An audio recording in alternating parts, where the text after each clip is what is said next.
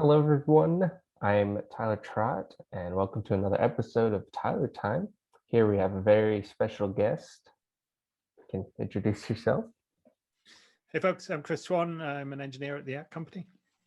All right, and Chris and I are going to go over Hugo and how such a powerful static website generator is going to help us at the App Company make a great website and how you can contribute to it. So Hugo, as I said, is a static website generator. It's a very fast and powerful website generator. And what makes the difference between Wix and other website generators is that it has its own content management system. And it really allows you to have a very organized array of folders and layouts and themes. And what really helps as well is that it's open source. So you don't actually have to pay for anything. And it can be, if you don't like HTML, it's not something that you actually have to write a lot of HTML for. Anything else, Chris? I think one piece of sort of historical context and another of kind of bigger picture. So yeah, I first came across static website generators with a thing called Jekyll. And Jekyll is still hugely popular, not least because it's the static website generator that's built into GitHub pages. And so, yeah, if you put Jekyll stuff into a GitHub repo, it'll run Jekyll for you behind the scenes and generate the pages from it. But the reason why people have moved on from Jekyll is that it's based on Ruby, and you then end up in a whole kind of mess of Ruby dependencies to get it going. And I think people very often kind of get tangled up between the dependencies they need for one thing like Jekyll and the dependencies they might need for another thing that they could be working on with Ruby. And it just quickly becomes very entangled. So the nice thing with Hugo is that it's just one clean binary and it works. And I've never seen anybody really struggling to kind of get started with Hugo from that perspective. And that comes about from parts of Go's sort of design philosophy, that it's possible to take some Go code and compile it into a statically linked binary. And then you've just got that one thing, and you're not worried at all about its dependencies. And Go is what Hugo is programmed with, right? Absolutely. Go is the Go in Hugo.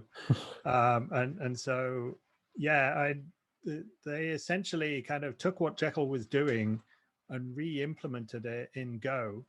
And in doing so, just gave people a much cleaner and simpler way of achieving the same ends. And the only tricky bit really is when you're using Go now with GitHub, because GitHub is still kind of built around Jekyll, then you need to make use of GitHub's actions in order for it to do stuff with Go. But that's just like a handful of line of code, so it's not so bad. The bigger picture thing is this idea of Jamstack, which is the Jam is JavaScript APIs and microservices. And that was a term coined by one of the founders of Netlify. And Netlify is a hosting provider that's really kind of come about for this new generation of statically constructed websites. But Jamstack sort of accepts that you can't do everything with a static website. If you want to have interactivity in your website, then you're not going to get that from a set of statically generated pages. And so what they're doing there with APIs and microservices is saying, use JavaScript to wire up your pages to active elements that are going to exist somewhere else, quite often using serverless functions in the cloud, or maybe even just services like Twilio or Stripe if you need payments or whatever it might happen to be. And in that way, you're kind of getting all of the benefits of static content for most of the site itself, and that can be served out of a content delivery network and be really fast and slick for your consumers. but still have that interactivity through the use of APIs and microservices. Wow, that's like a deep dive into that. I didn't actually know you can implement that. Okay. Well, we're here today to show all of you how to actually, get started with Hugo. And if you'd like to make a contribution to our website, make a pull request, that is also something we'll be going over. So I'm going to go ahead and share my screen. There are two separate ways to do this for Windows and Mac. I know how to do it on Mac, but I have a Windows, so I'll be going over the Windows one first. So if you go into your web browser and you type in the GoHugo.io, you will find this GitHub repository, which has the bunch of latest releases. And if you just scroll down to, say, the latest release, which is 0.83.1 for me, I will find my own operating system and the processor that comes with it. So mine would be the Windows 64-bit .zip file here. I would simply download that onto my machine, of course. But before you do that, you actually want to make sure that, or the way that I do it, when I created, sorry, before I get there, I'm getting ahead of myself in the steps here. And it's also worth just briefly explaining the difference between Hugo Extended and Hugo Regular. Actually, I don't, Chris. Do you know? Yeah, so Hugo Extended has got some extra functionality in it around some content type rendering.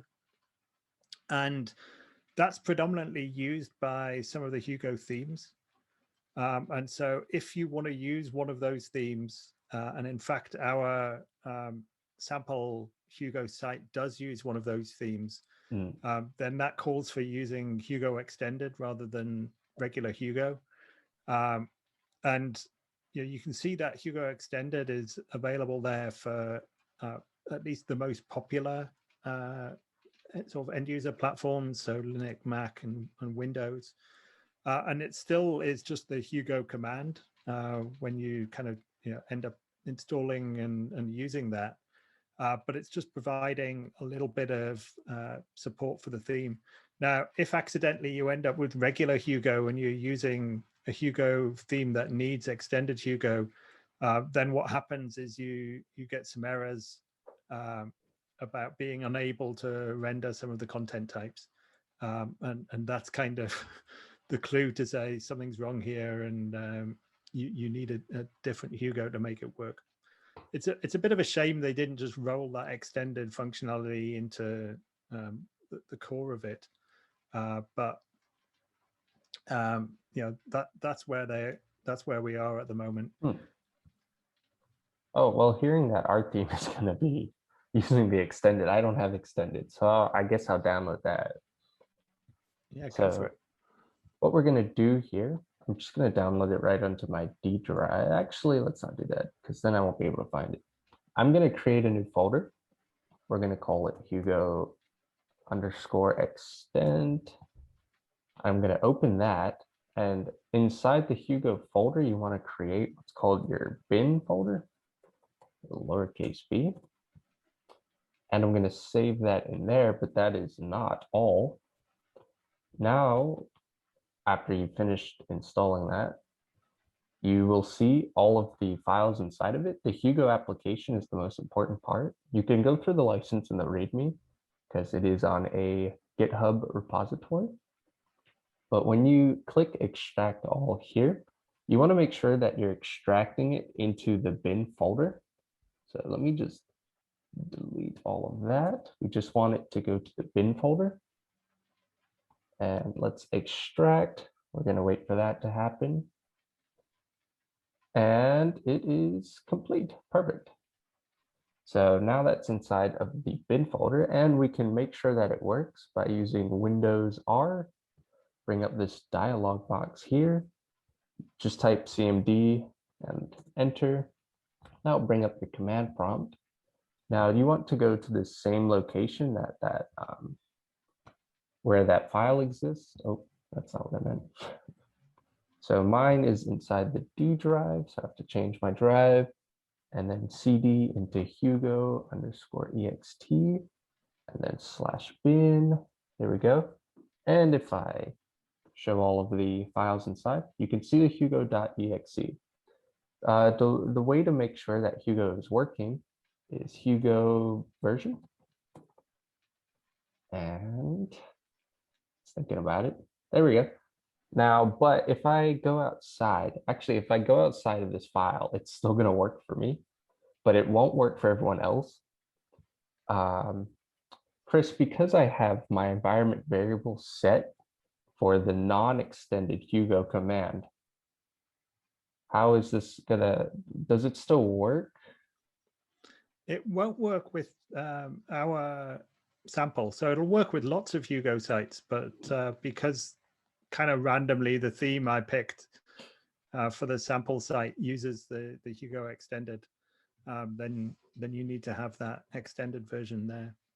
Okay, so, well, what Chris and I are talking about, when you have a runnable application such as that hugo.exe, and you want to run it outside of its folder, on Windows, you have to change what's called the path environment variable.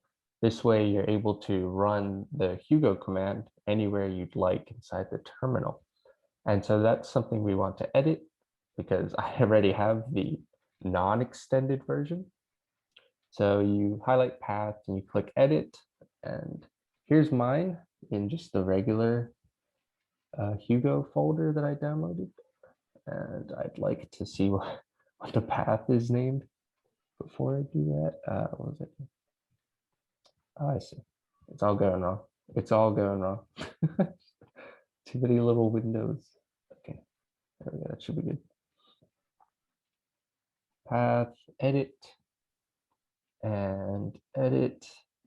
And of course, if you don't have Hugo already installed, all you have to do is copy the path that exists in your folder or your file explorer. And mine is d/Hugo _ext and /bin. And that should be good. Once you do that, you click OK, you click OK. Now, unfortunately, for it to work, you do have to restart your computer, I believe. Yeah, you know, you just need to Oh, you start don't? another shell. Oh, really? So, yeah. Oh, that's good. All right, that is good news for me. So now if I type in Hugo version, it should work right on startup. There we go. And this one is extended. It says extended Windows. So we know it works just great. Now, shall I do a quick screen share, Tyler, to show it on Windows Subsystem for Linux, which is sure. a sort of alternative approach that people can take to doing this. Love to see that. And then I can quickly go over the Mac one, even though I don't know how to do the extended version for Mac. Mac's pretty similar, but with the extended version for Mac, it's just one of those downloads. All right, so I'm running Windows, and you can see the sort of Windows iconography in the background on my screen here. But I'm going to be using the Windows subsystem for Linux here rather than kind of ordinary Windows. So this is a feature that's now present in Windows 10.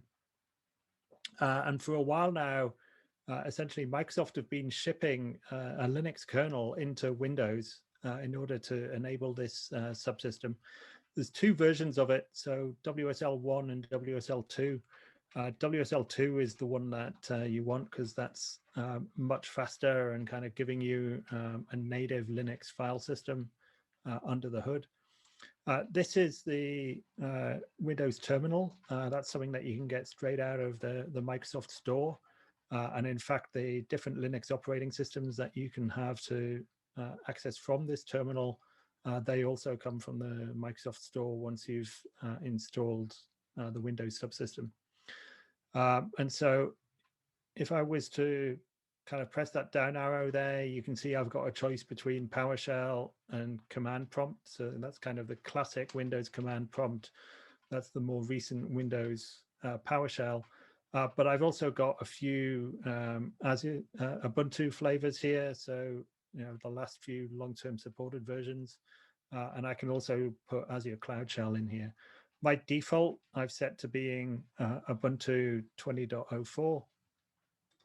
And so this now kind of gives me a Linux environment, but running on my Windows machine.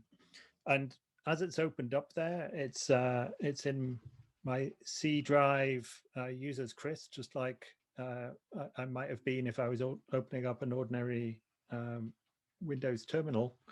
But I'm getting kind of Linux things going on here. So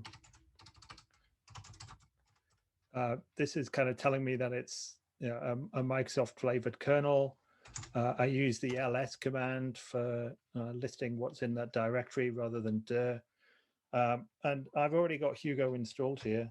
And so if I run Hugo, it's trying to build a website there. If I run Hugo version as Tyler was before, you can see that I've got a slightly older version because I've not updated this very recently. And what I ended up doing was having Hugo and Hugo extended just as different commands. So, and I didn't have the underscore there. So Hugo X is giving me the extended version, and these are just static binaries. So I can do which Hugo X, and it's telling me that it's running that out of user local bin. And one of the things that's going on here is because I've got now a Linux subsystem, this isn't using my Windows path, but instead it's using the Linux path that's associated with that. And user local bin is one of the default things that would be on that path. So any binary that I want to be accessing, I can just copy into there, and that's kind of part of standard installation processes for a lot of things, and I'll be able to use it. So let's just quickly jump into a directory that's actually got some Hugo stuff in it. What I do is all of my Git stuff lives inside of a directory called Git, and then everything on github.com inside of that. And then all of my @company stuff. And then I've got the @Hugo demo. Very organized. And once I'm inside of a directory that's actually got some Hugo stuff in it, which is kind of characterized by that config.toml and these directories, archetypes, content, data, layouts, etc., then I can do some Hugoing. And so if I just type Hugo, then it's going to take all of the source files that are there and build that into a website. And that website is going to be created in that public directory. So I can have a quick look at that and see that it's kind of, there's a typical contents of a website. So, most importantly, that index.html file to be people's way into that website. But I can also do Hugo serve here. And that's giving me first of all, it's kind of doing that rendering, but then secondly, it's running a server, so I can actually see what that looks like. So let's drag a Chrome tab over, just place that to one side, and I can take that URL there. I should be able to just click it. Control click was what I needed, and there it is showing the site. So back to your screen share, Tyler, for doing some stuff with regular Windows and showing how you might add some content and start editing things. Sure thing. It's going to look really similar to that, actually. And share screen, share screen. Okay, all right. So what is the link for hard@sign.dev? Is that okay to show here? Yeah. Okay, let's see, GitHub. Let's just go to that widgets one first. So I'm going to pull our actual website demo code from the App Foundation GitHub. There it is, @sign.dev. There are a few ways to do this. You can simply download the zip file, or you can git clone it, which is what I'm going to do. I'm just gonna open up my git bash here.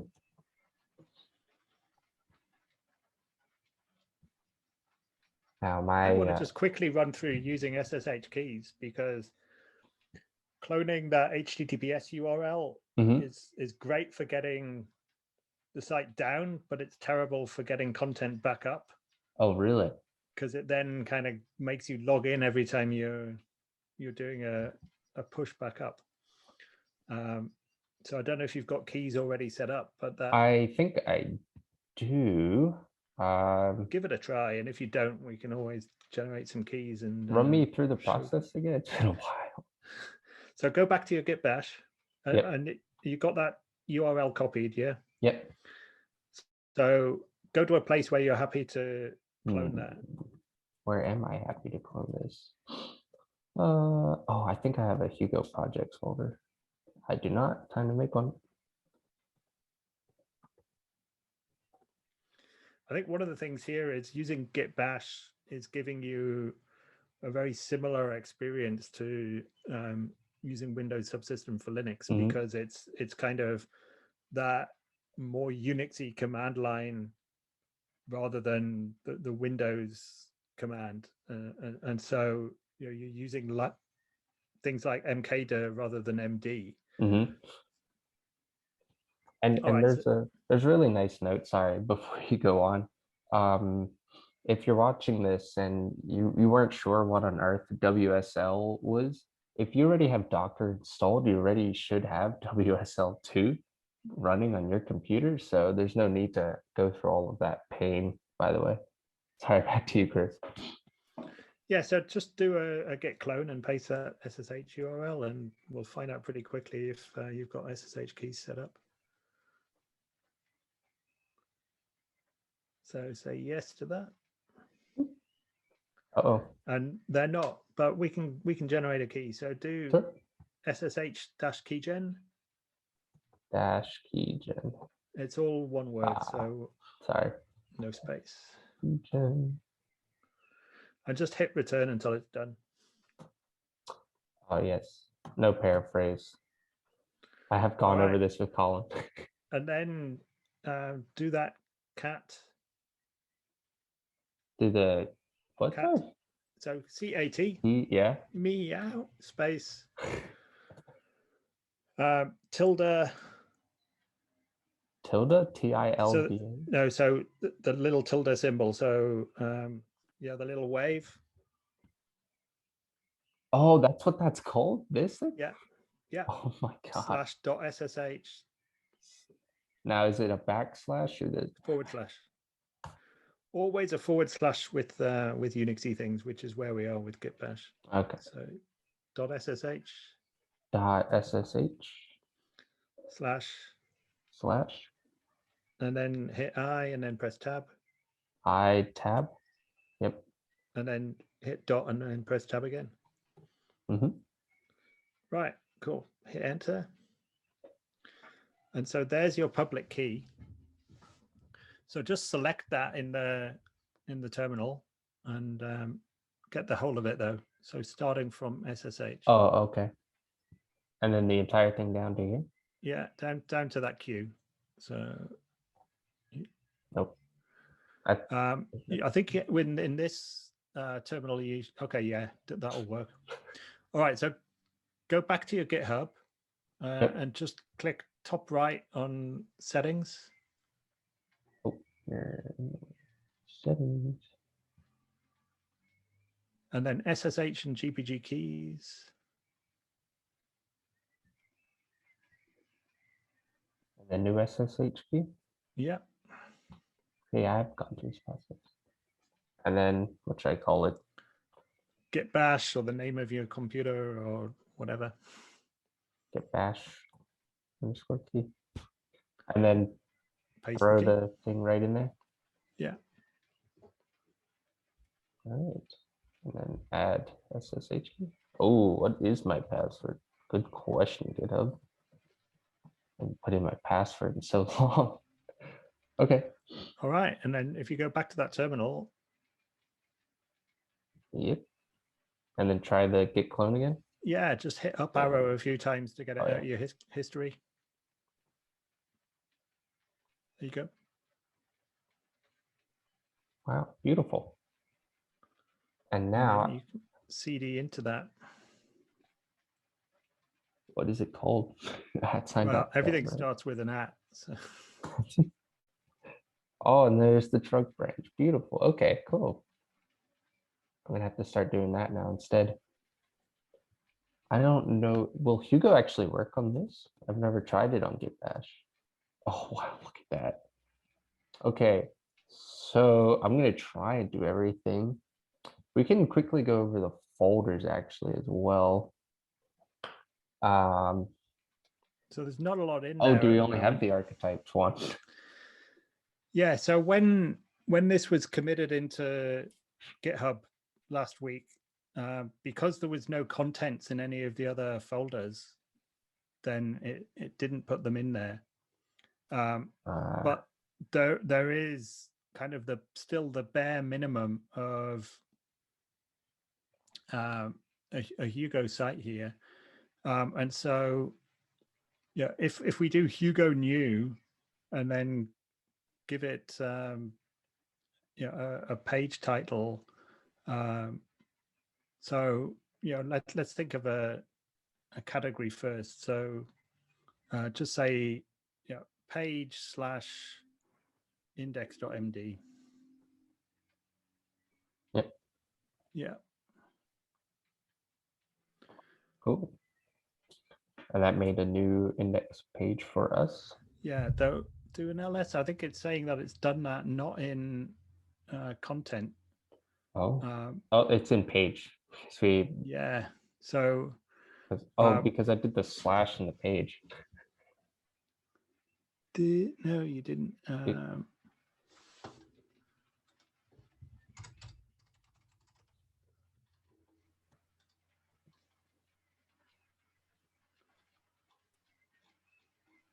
So let's just go back to Hugo getting started.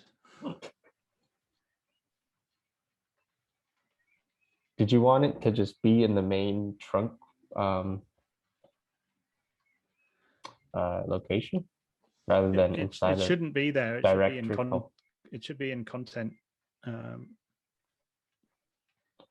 So Hugo new. Try Hugo new posts/myfirstpost.md. Then it will turn into a folder called posts. But yeah, you're right, because it did put it into the contents folder for me when I did it. My first post. Yeah, that's not gone into contents either. So all right, well, should we just what we need to do is let's just pause a moment. 2 hours later. All right, so if you go back to your terminal and just git pull and do a git pull. Yeah, cool. Lovely. And there and then it is. do an ls, and well, you can see they've all jumped out there in in VS Code as well. So if you now do a Hugo new page or whatever,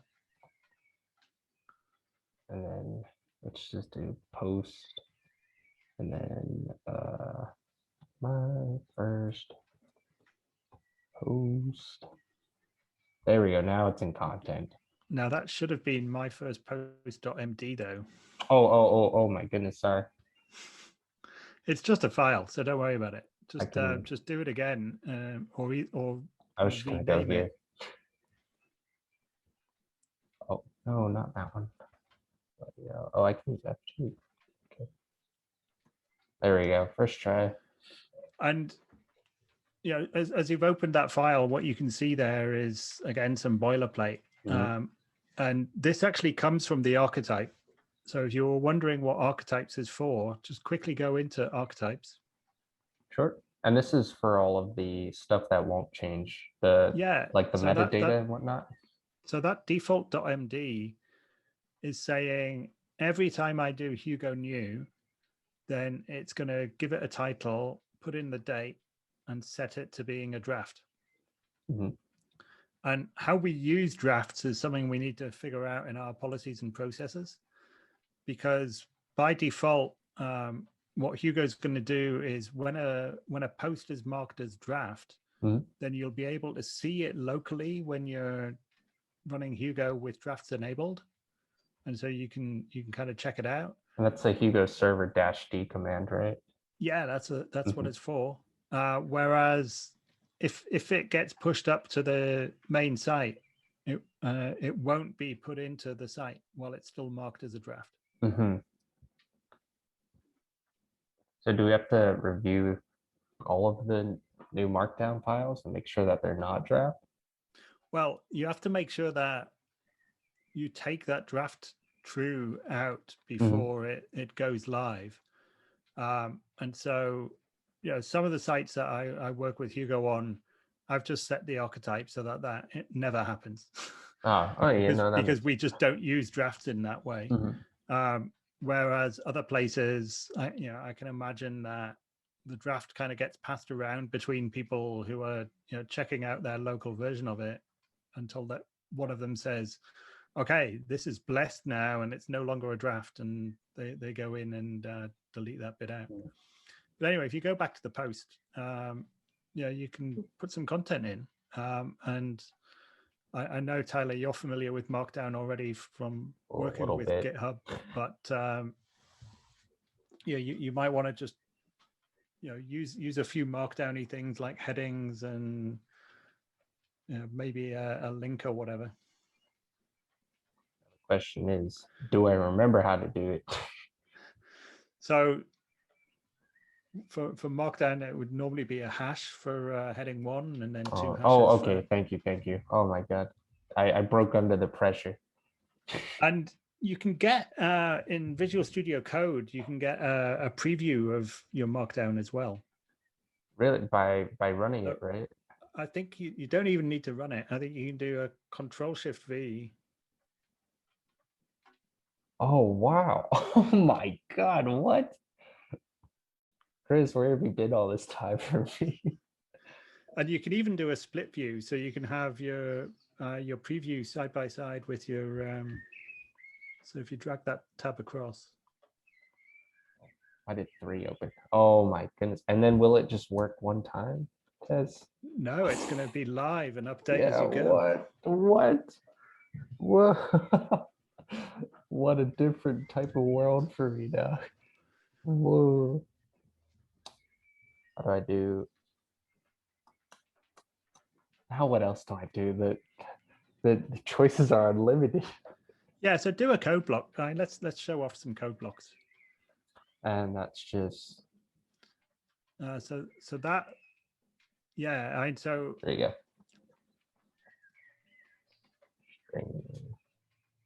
Oh, did that not work? Did not like that? yeah. Okay. But it's not doing any syntax highlighting because you've done a regular code block. So let's see if it understands syntax highlighting. I know GitHub does. So just say dot. Art? Yeah. Oh, instead of the 3 things? No, three ticks and then dot right after. Right after dart. Yeah, on the same line as the first 3 ticks. Art. Okay. And then put some dot code in. Oh my God, no way. Okay. I don't know. Uh I don't know. Yeah, I'll grab you a piece of boilerplate Dart. Like it's almost a Dart hello world that I use. And you can put it into that code fence just to show off an example. Oh my goodness. What is this? What's going on? I thought I came in here prepared. So I'm going to just paste into chat a little Dart snippet. So give that a Thank go. you.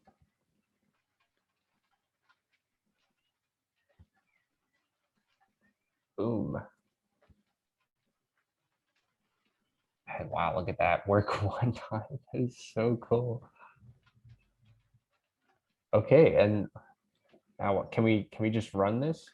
Yeah, so yeah, do your Control S to save, and then do your Hugo server -D, and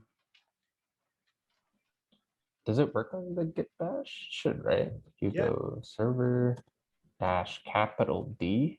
yeah. Yep, and then here we go. Oh, that looks nice. Do I So need to that do hasn't slash actually taken us post? to the page because, yeah, exactly. And then what did I call it? My first post? Yeah.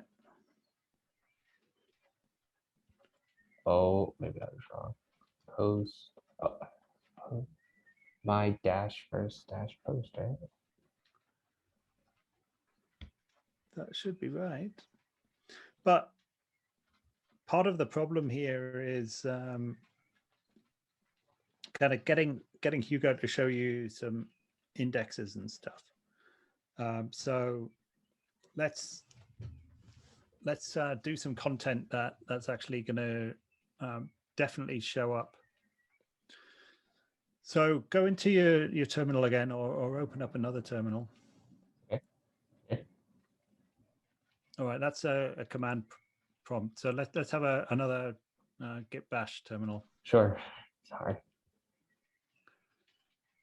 and just get to the same place. So you know whatever you need to do for CDing.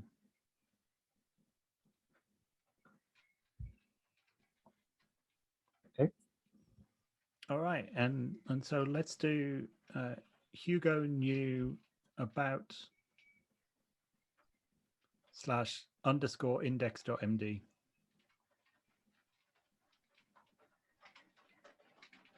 Okay. And about. Oh, And then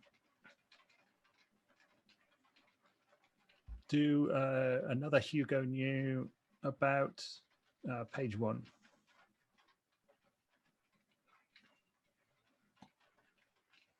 about slash page one or okay. Yeah, just like you did before. .md. Oop. There it is. So just go to that page 1 and type in something like this is page 1.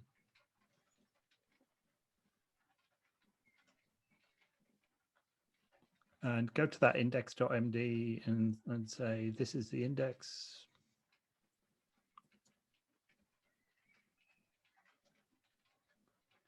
And save those. And if you go back to the terminal that's running Hugo, Okay. it should have picked up those changes. Though it hasn't. So just quit it and restart it. With a nice control C.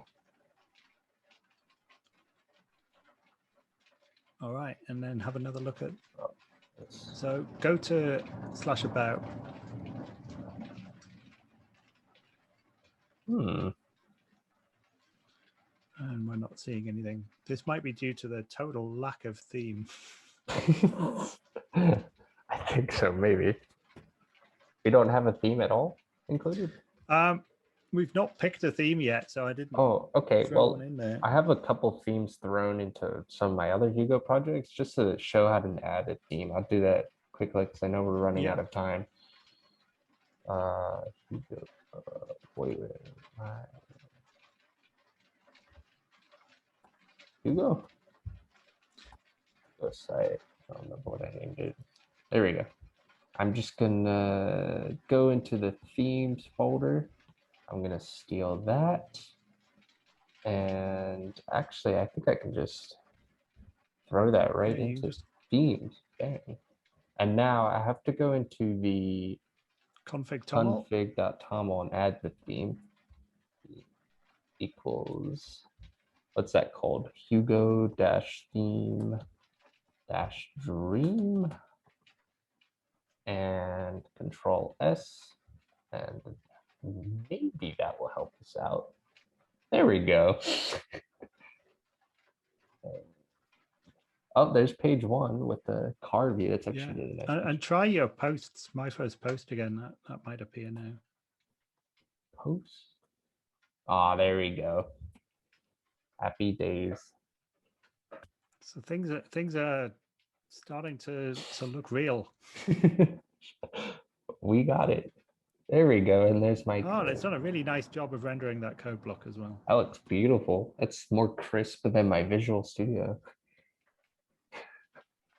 My goodness. Okay, well, I can we call it here? Is this Yeah, good? I think that was a somewhat rambling run through, but we got to do some cool stuff there. For sure. Okay. Well, thank you so much, Chris. It was wonderful having you here.